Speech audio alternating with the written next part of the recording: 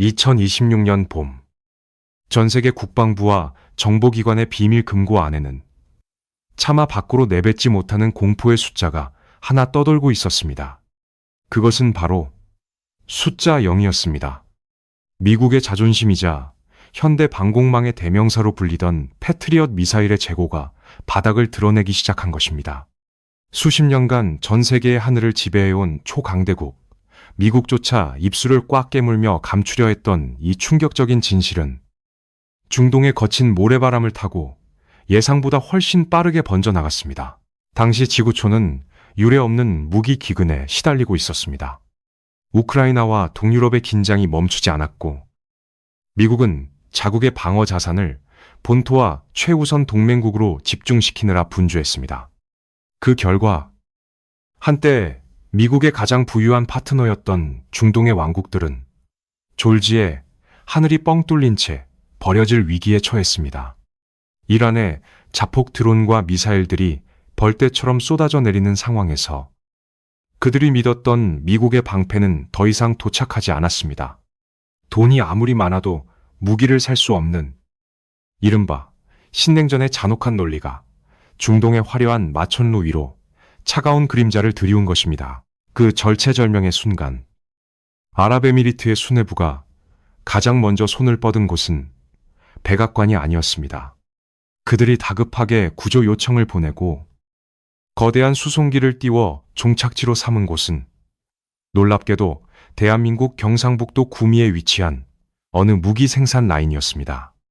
서방의 언론들이 이 믿기 힘든 광경을 지켜보며 당혹감을 감추지 못할 때 테헤란의 지도부는 깊은 고민에 빠졌습니다.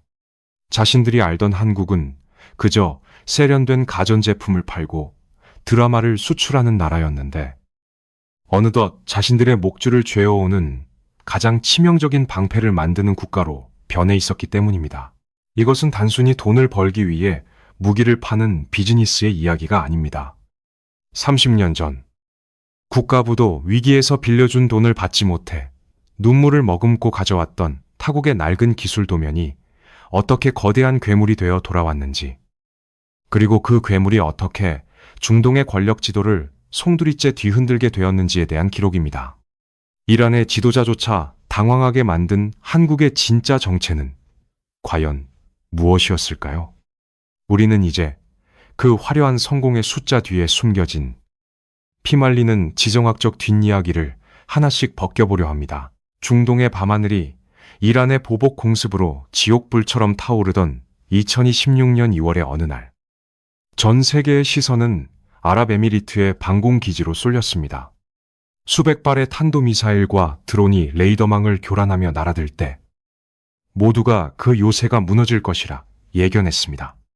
하지만 그곳에는 미국의 패트리엇도 사드도 채우지 못한 빈틈을 메우기 위해 배치된 파릇파릇한 신임 무기가 숨을 죽이고 있었습니다. 바로 대한민국의 천궁2였습니다. 실전 경험조차 거의 없던 이 동양의 방패가 중동의 뜨거운 모래 위에서 첫 발을 내딛는 순간 역사는 우리가 알던 것과는 전혀 다른 방향으로 흐르기 시작했습니다. 과연 그날 밤 사막의 하늘에서는 어떤 기적이 일어났던 걸까요? 2026년 3월 8일 오후 4시, 평소 여행객들의 설렘으로 가득 차야 할 대구국제공항의 활주로는 기묘한 긴장감에 휩싸여 있었습니다. 민간 항공기들 사이로 육중한 자태를 자랑하는 아랍에미리트. 공군의 C-17 글로브 마스터 초대형 수송기가 요란한 굉음을 내며 내려앉았습니다. 중동에서 날아온 이 거대한 철새의 방문 목적은 단 하나였습니다. 경북 구미의 공장에서 갓 출고되어 아직 기름 냄새조차 가시지 않은 천궁2 요격 미사일 30발을 싣기 위해서였습니다. 미사일을 실은 수송기는 불과 한두 시간 만에 다시 엔진 출력을 최대치로 뿜어내며 중동의 전장으로 날아갔습니다. 세계 주요 언론들은 이 말도 안 되는 장면을 지켜보며 혀를 내둘렀습니다. 그들이 붙인 이름은 바로 K 방산 로켓 배송이었습니다. 이 장면은 현대전의 패러다임이 어떻게 바뀌었는지를 상징적으로 보여줍니다. 지금 당장 미국의 패트리엇 미사일을 주문하면 최소 4년에서 6년을 손가락만 빨며 기다려야 합니다. 미국 방산업체들의 생산 라인은 이미 한계에 도달했고 부품 공급망은 엉망이 되었기 때문입니다. 하지만 대한민국은 달랐습니다. 국가적 위기 상황에 동맹국이 긴급 요청을 보내면 24시간 2교대로 공장을 풀가동해 불과 1년 안에 엄청난 물량을 쏟아낼 수 있는 기적의 제조업 인프라를 갖추고 있었습니다. 성능은 미국산에 뒤지지 않을 만큼 완벽한데 가격은 패트리엇의 절반도 안 되는 수준이며 전 세계 어디에서도 흉내낼 수 없는 빛의 속도의 납기 능력까지 갖췄습니다. 돈이 있어도 무기를 살 수 없는 신냉전의 시대에서 오직 대한민국만이 자유진영의 글로벌 무기고 역할을 수행할 수 있다는 사실이 전 세계 정상들의 뇌리에 완벽하게 각인되었습니다. 사막의 왕국들이 수천억 원의 현금을 들고 서울로 달려오는 이유는 명확합니다. 그들은 더 이상 화려한 브로셔 속의 스펙에 속지 않습니다. 당장 내일 우리 머리 위로 떨어질 미사일을 막아줄 실체가 필요했고 그 실체를 가장 빨리 가져다 줄 수 있는 유일한 나라가 바로 한국이었던 것입니다. 하지만 이 경이로운 속도전의 이면에는 우리 한국인 특유의 지독하고도 처절한 생존 본능이 자리 잡고 있습니다. 공장 라인에서 밤을 지새우는 노동자들과 연구원들에게 이것은 단순한 수출 품목이 아니었습니다. 과거 우리가 힘이 없어 남의 나라 눈치만 보던 시절을 기억하기에 우리가 만든 방패가 세계의 평화를 지키는 도구가 된다는 사실에 그들은 자신의 일상을 기꺼이 반납했습니다. 이 지독한 성실함이 전 세계 방산 시장의 지형도를 단숨에 뒤바꿔 놓은 것입니다. 그런데 여기서 우리는 한 가지 근본적인 의문을 던져야 합니다. 도대체 우리 천공투는 어떤 미친 기술력을 품고 있길래 전 세계를 주름잡던 강대국들조차 이토록 놀라게 만든 것일까요? 그저 빨리 만드는 것만으로는 설명할 수 없는 한국 무기만의 독특한 유전자가 존재합니다. 그 해답을 찾으려면 우리는 시간을 30년 전으로 되돌려야 합니다. 차가운 냉전의 얼음이 녹아가던 그 무렵, 대한민국이 떼인 돈 대신 받아온 낡은 설계도 더미 속에서 이 거대한 드라마는 시작되었습니다. 대한민국의 천궁투가 가진 그 경이로운 유전자를 이해하기 위해서는 우리는 1990년이라는 역사의 변곡점으로 거슬러 올라가야 합니다. 당시 노태우 정부는 북방 외교의 일환으로 소련과 전격적인 수교를 맺으며 무려 14억 7천만 달러라는 천문학적인 혈세를 빌려주었습니다.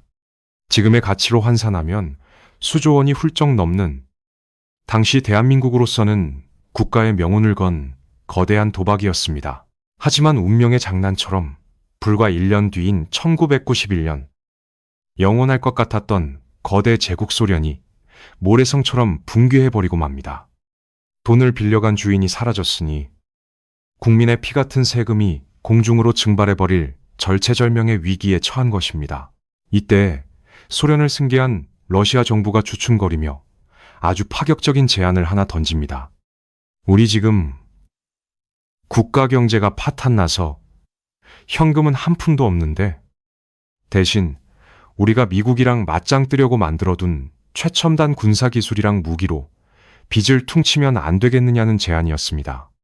밀리터리 마니아들 사이에서 전설로 불리는 붉은 곰의 선물, 이른바 불곰 사업의 서막이 오르는 순간이었습니다. 초기에는 그저 완성된 탱크나 장갑차를 받아오며 성능을 테스트하는 수준이었습니다. 하지만 대한민국 정부는 거기서 멈추지 않았습니다. 눈빛을 번뜩이며 진짜 핵심을 요구하기 시작했습니다. 바로 소련이 수조 원의 예산을 쏟아부어 완성해 놓은 세계 최강의 방공 시스템 S-300의 심장부 기술을 내놓으라고 압박한 것입니다. 당시 돈이 너무나 궁했던 러시아는 결국 피눈물을 흘리며 자신들의 극비, 원천 기술 도면을 한국으로 넘겨주고 말았습니다. 하지만 우리 대한민국의 과학자들은 결코 남의 도면이나 베껴다가 짝퉁을 만드는 것에 만족할 사람들이 아니었습니다. 국방과학연구소의 연구원들은 살을 애는 추위를 뚫고 러시아의 비밀 군사 도시까지 침투하다시피 파고들었습니다. 그들은 무뚝뚝한 러시아 기술자들과 보드카를 들이부으며 밤새 대화했고, 그들의 입을 통해 전해지는 물리법칙과 복잡한 역학 방정식을 스펀지처럼 흡수했습니다. 거칠고 투박하지만 압도적인 파괴력을 가진 러시아의 하드웨어 기술이 대한민국의 손에 쥐어지는 순간이었습니다. 러시아 입장에서는 당장의 배고픔을 해결하기 위해 판 기술이었겠지만, 그것은 훗날 자신들의 가장 강력한 수출 라이벌을 키우는 씨앗이 되었습니다. 러시아의 튼튼한 뼈대 위에 대한민국의 초정밀 반도체 기술과 인공지능 소프트웨어가 이식되자 누구도 예상치 못한 괴물이 탄생했습니다. 원조를 자처하던 러시아조차 깜짝 놀랄 만큼 정교하고 치명적인 방패가 동양의 작은 나라에서 만들어진 것입니다. 하지만 여기서 우리는 한 가지 더 깊은 비밀을 파헤쳐야 합니다. 이 기술들 중에서도 이란이 가장 두려워하고 미국이 가장 경탄했던 결정적인 한 수, 바로 공중에서 춤을 추듯 방향을 꺾는 콜드런치라는 기술의 실체입니다. 미국이 자랑하는 패트리엇 미사일이 발사되는 장면을 뉴스에서 한 번쯤 보신 적이 있을 겁니다.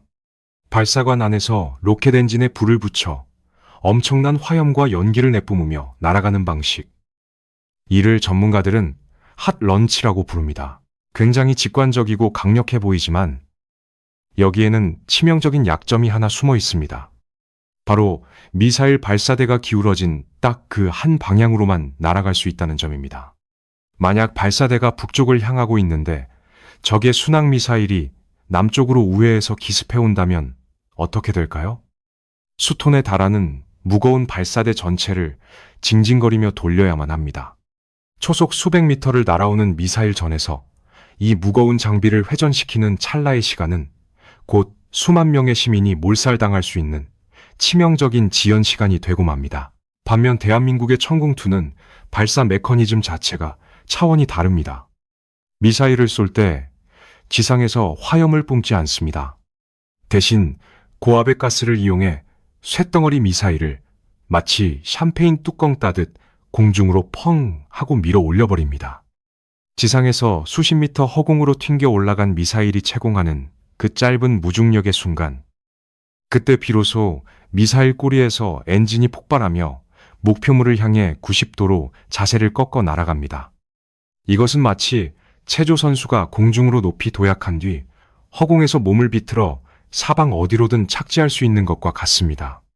땅에 발을 붙이고 쏠 때는 정면밖에 볼 수 없지만 일단 허공에 미사일을 띄워놓으면 동서남북 360도 전 방향 어느 곳에서 적이 날아오든 발사대를 돌릴 필요 없이 즉각적으로 타격할 수 있는 경이로운 기동성을 확보하게 되는 것입니다. 이 엄청난 난이도의 콜드런치 기술을 독자적으로 개발해 완벽하게 통제할 수 있는 나라는 전 세계를 통틀어 러시아와 대한민국뿐입니다. 하지만 원조인 러시아의 기술은 투박하고 잔고장이 많았습니다. 우리 국방과학연구소의 연구원들은 이 거친 하드웨어 유전자 위에 세계 1위를 달리고 있던 대한민국의 압도적인 반도체 기술과 초정밀 소프트웨어를 이식해버렸습니다. 비유하자면 힘만 무식하게 센 불곰의 몸에 천재적인 인공지능 두뇌를 심어 완벽한 살인병기를 창조해낸 셈입니다. 발사관 내부에서 화염이 발생하지 않으니 값비싼 발사대가 타들어갈 일도 없어서 연속적으로 수십 발의 미사일을 미친 듯이 쏟아낼 수 있는 엄청난 장점까지 갖추게 되었습니다. 이란의 지도부가 가장 당황했던 포인트가 바로 여기였습니다.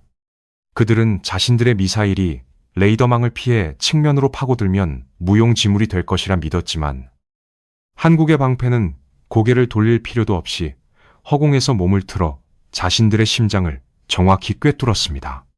강대국들의 거만한 선전선동에 가려져 있던 무기체계에 진짜 민낯이 실전을 통해 까발려지는 순간이었습니다. 하지만 아무리 뛰어난 기계라도 그것을 운용하는 것은 결국 사람입니다. 중동의 붉은 사막 위에서 쏟아지는 불비를 뚫고 이 시스템을 끝까지 지켜낸 이들은 정작 총을 든 군인들이 아니었습니다. 그들은 평범한 누군가의 아버지이자 남편이었던 대한민국의 엔지니어들이었습니다.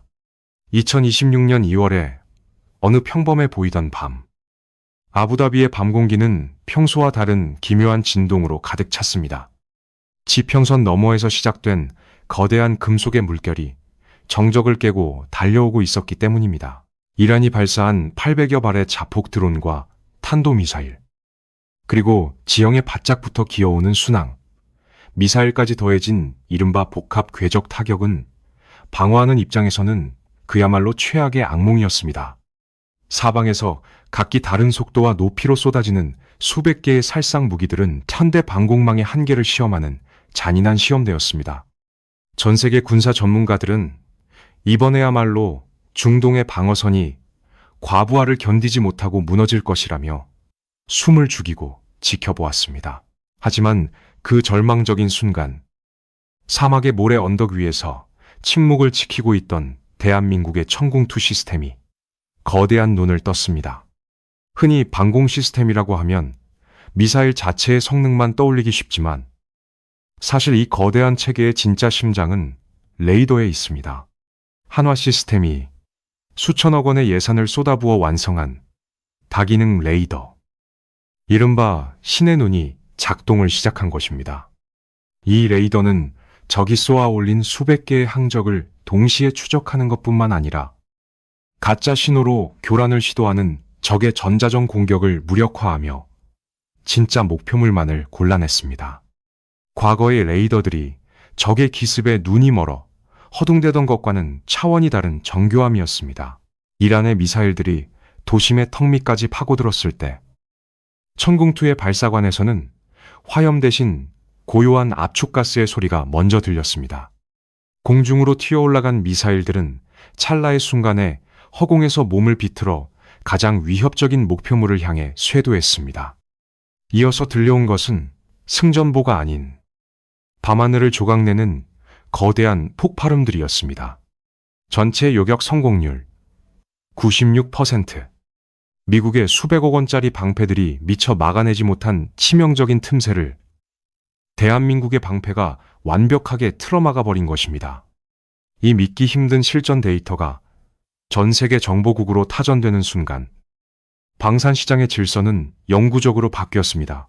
여기서 우리가 진짜 주목해야 할 포인트는 단순한 숫자가 아닙니다. 이토록 완벽한 성능을 보여준 천궁2 시스템이 사실은 최종 운용 테스트조차 완전히 끝나지 않은 미완성 상태에 가까웠다는 점입니다. 비유하자면 평가전 한 번 제대로 뛰어보지 못한 신인 선수를 월드컵 결승전 후반 종점 상황에 골키퍼로 세워놓은 것과 다름없는 아찔한 상황이었죠. 그런데 이 루키가 몸을 날려 96%의 공을 다 쳐내버린 겁니다. 하지만 이 기적 같은 방어전 뒤에는 레이더 스크린 앞에서 입술을 깨물며 밤을 지새운 이들이 있었습니다. 적의 미사일이 가장 먼저 노리는 1순위 타겟인 레이더 기지 옆을 끝까지 지켰던 이름 없는 영웅들입니다. 포성이 땅을 뒤흔들고 사이렌이 고막을 찢는 공포 속에서도 아랍에미리트의 전장 한가운데에는 우리 방산기업 에리지넥스원의 평범한 직원 40여 명이 고립되어 있었습니다. 이분들은 애초에 총을 들고 싸우러 간 군인들이 아니었습니다. 이제 막 수출된 천궁2의 현지 시스템 연동과 기술 지원을 위해 파견 나갔던 누군가의 평범한 아버지이자 남편, 자랑스러운 대한민국의 엔지니어들이었습니다. 전쟁이 터지자 하늘길은 완벽하게 통제되었고 여객기 운항은 전면 중단되었습니다. 그들은 도망칠 곳도 없이 적의 탄도미사일이 가장 먼저 노리는 1순위 타겟, 즉 방공 레이더 기지 옆에 그대로 남겨진 것입니다. 하지만 천궁2의 심장을 만드는 기술자들은 방공호로 숨지 않았습니다. 오히려 아랍에미리트 군인들과 함께 통제실을 지키며 밤을 지새웠습니다. 실전 경험이 전혀 없는 현지 군인들이 당황하지 않도록 시스템의 오류를 실시간으로 잡아내고 레이더에 잡히는 수백 개의 항적 데이터를 분석하며 요격 미사일의 조준을 도왔습니다. 나중에 노조에서 어떻게 민간인 직원들을 그토록 위험한 교전 한가운데 방치할 수 있느냐며 강력하게 사측에 항의할 정도로 끔찍하고 아찔한 상황이었죠. 하지만 이들의 목숨을 건 헌신이 없었다면 결단코 96%라는 기적은 쓸 수 없었을 것입니다. 위기는 여기서 끝이 아니었습니다. 이란의 공세가 며칠 동안 끈질기게 이어지면서 방공망이 과부하에 걸리기 시작한 것입니다. 연속된 사격에 압박을 견디지 못한 레이더 부품의 일부가 결국 타버리는 치명적인 고장이 발생했습니다. 레이더가 꺼졌다는 건 한밤중 전장에서 눈을 감은 것과 똑같습니다. 요격탄이 아무리 많아도 적을 볼 수 없으니 무용지물이 되어버린 최악의 절망적인 상황이었죠. 아랍에미리트 수뇌부는 또다시 한국에 전화를 걸어 지금 당장 레이더를 고쳐줄 기술자들을 보내달라며 피를 토하듯 매달렸습니다. 그리고 바로 그날 오전, 한화 시스템의 임원 1명과 핵심 베테랑 기술진 5명이 비장한 마음가짐으로 아부다비행 비행기에 몸을 실었습니다. 포탄이 언제 떨어질지 모르는 불바다 속으로. 조국의 기술이 뚫려서는 안 된다는 그 숭고한 책임감 하나로 기꺼이 사지로 뛰어든 것입니다. 전장의 포연 속에서 묵묵히 나사를 조이고 회로를 복구한 이 이름 없는 영웅들의 땀방울아야말로 오늘날 대한민국 방산이 전 세계의 찬사를 받는 진짜 이유 아닐까요? 자, 이제 시선을 완전히 반대편으로 한번 돌려보겠습니다. 우리의 천궁2가 중동의 하늘을 철통같이 수호하며 영웅으로 떠오르던 바로 그 시각. 바다 건너 이란 본토에서는 그야말로 대참사가 벌어지고 있었습니다. 자신들의 무기가 한국의 방패 앞에 무참히 부서지는 장면을 목격한 테헤란의 수뇌부는 이제 분노를 넘어선 근원적인 공포를 느끼기 시작했습니다. 천궁2가 중동의 하늘을 빈틈없이 수호하며 기적의 방패로 떠오르던 그 시각. 바다 건너 이란 본토에서는 그야말로 대참사가 벌어지고 있었습니다. 사실 이란 역시 자신들의 영공을 지키기 위해 나름대로 거대한 방어막을 구축해둔 상태였습니다. 원래 그들이 굳게 믿고 있었던 것은 러시아가 자랑하던 S-300 시스템이었습니다. 하지만 과거 이스라엘의 정밀 타격에 단 한 발도 반응하지 못하고 멍청하게 뚫려버린 흑역사를 겪은 뒤 이란 군부는 러시아를 과감히 버리고 새로운 파트너를 찾았습니다. 바로 중국이었습니다. 중국의 지도자가 직접 테헤란까지 날아와 미국의 스텔스 전투기까지 다 잡아낼 수 있다며 호언장담했던 최신형 방공 시스템 HQ-9B로 장비를 싹 갈아치운 것입니다. 그런데 2026년 진짜 전쟁의 막이 오르고 서방 세계의 미사일이 날아들자 이 중국산 무적의 방패가 받아든 성적표는 그야말로 경악 그 자체였습니다. 요격 성공률 0%, 단 한 발의 타격도 제대로 막아내지 못했고 핵심 레이더는 원인 모를 먹통이 되어버렸습니다. 이란이 그토록 자랑하던 핵심 군사방어기지의 80%가 속수무책으로 잿더미가 되어버린 것입니다. 이 충격적인 결과는 이란 군부와 일반 시민들의 심리 상태를 완전히 박살내버렸습니다. 돈이 없어 빚 대신 대한민국의 기술을 넘겼던 러시아. 그리고 그 기술을 바탕으로 한국이 독자 개발한 무기는 적의 숨통을 완벽하게 끊고 있는데 정작 원조를 자처하던 러시아와 중국의 최신 무기들은 허수아비처럼 뚫려버린 이 기가 막힌 현실 앞에 그들은 말을 잃었습니다. 결국 이란 내부에서는 아주 무시무시한 소문이 전염병처럼 번지기 시작했습니다. 중동의 유력 인사들이 사회관계망 서비스를 통해 우리가 진짜 두려워해야 할 상대는 미국이 아니다. 아랍에미리트 하늘을 지키는 한국산 무기들이야말로 진정한 괴물이다라며 절망 섞인 탄식을 쏟아낸 것입니다. 강대국들의 거대한 선전, 선동에 가려져 있던 무기체계의 진짜 민낯이 실전을 통해 까발려지는 순간이었습니다. 대한민국 방사는 전 세계 레드팀 무기에 낀 거품을 터뜨리는 아주 날카로운 바늘이 되었습니다. 이란의 지도자들에게 한국은 더 이상 가전제품이나 파는 온순한 나라가 아니었습니다. 자신들의 공격을 완벽하게 무력화시키고 전략적 계산을 송두리째 뒤흔드는 가장 위협적인 변수로 부상한 것입니다. 이 극단적으로 엇갈린 두 가지의 실전 결과는 글로벌 방산 시장의 지형도를 단숨에 그리고 영구적으로 뒤바꿔 놓았습니다. 이란의 지도부는 당황을 넘어선 근원적인 공포를 느꼈습니다. 자신들이 한때 하대했던 동양의 작은 나라가 자신들의 스승이었던 러시아의 기술을 가져가 완성시킨 그 정교한 방패가 이제는 자신들의 앞길을 가로막는 거대한 벽이 되어 있었기 때문입니다. 하지만 이 지각 변동은 중동의 사막에서만 일어난 것이 아니었습니다.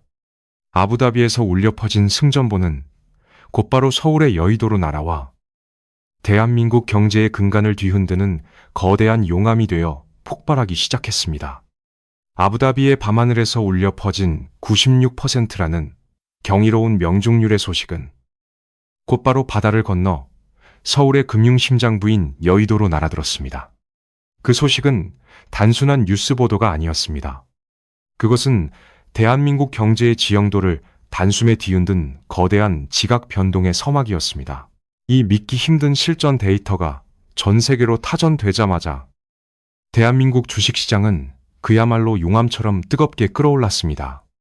무기의 가치는 오직 실전 증명으로만 완성된다는 냉혹한 방산시장의 룰을 우리의 천궁2가 완벽하게 충족시켜버렸기 때문입니다.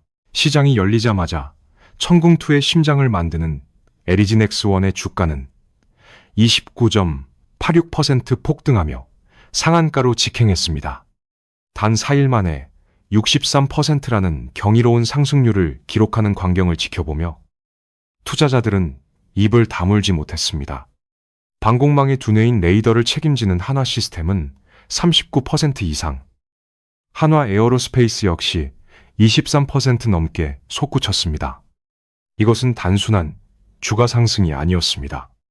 글로벌 자본시장이 이번 사건을 일회성 해프닝이 아니라 대한민국 방위산업의 체급과 위상이 근본적으로 바뀌었음을 공식적으로 인정했다는 뜻이었습니다.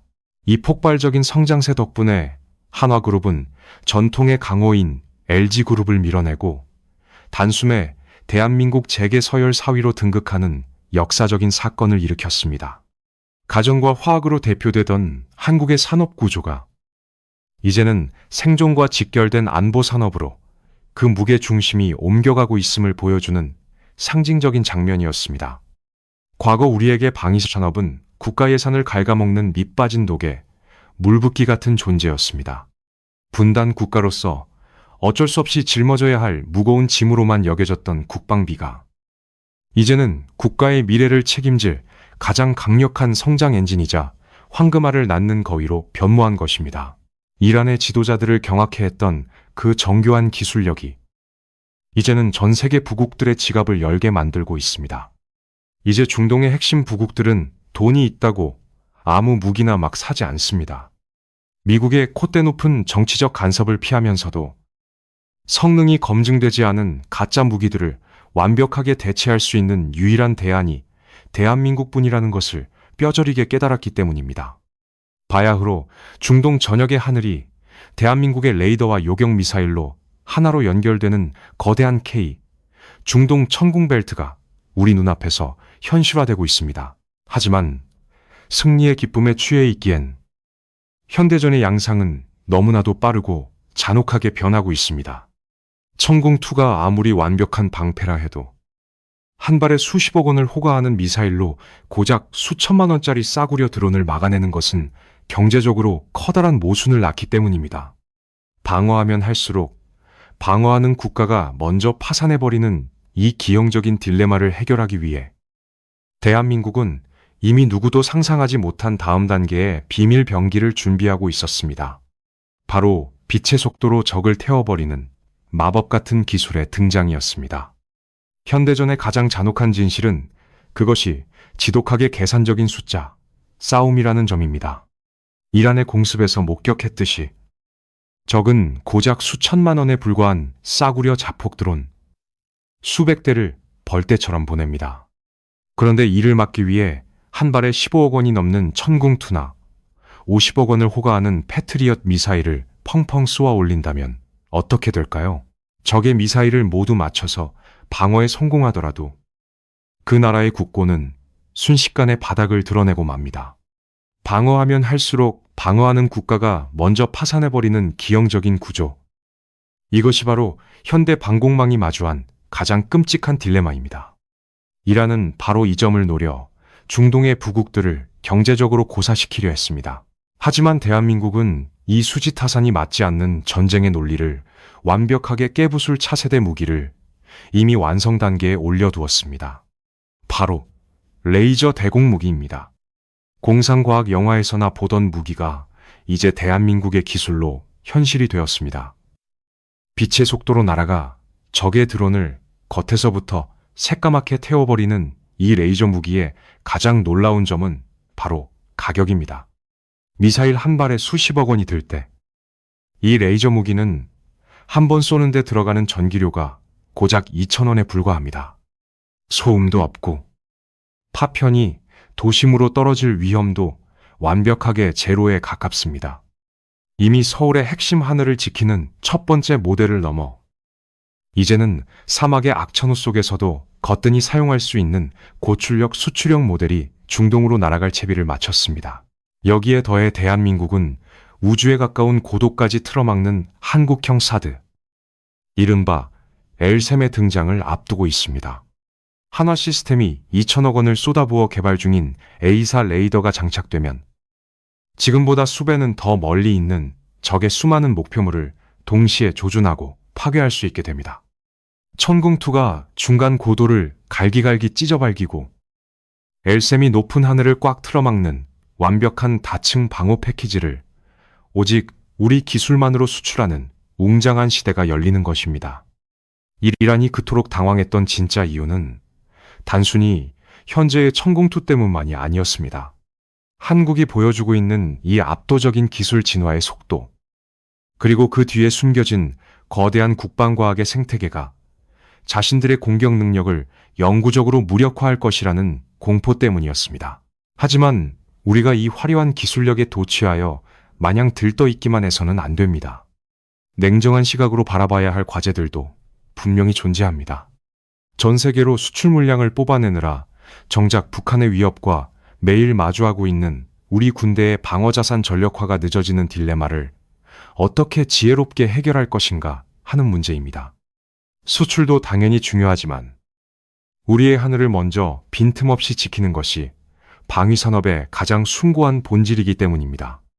또한 강대국들의 이해관계가 얽힌 중동이라는 화약고에 우리의 무기가 깊숙이 침투할수록 대한민국이 짊어져야 할 지정학적 책임과 위험 역시 기하급수적으로 커지고 있습니다.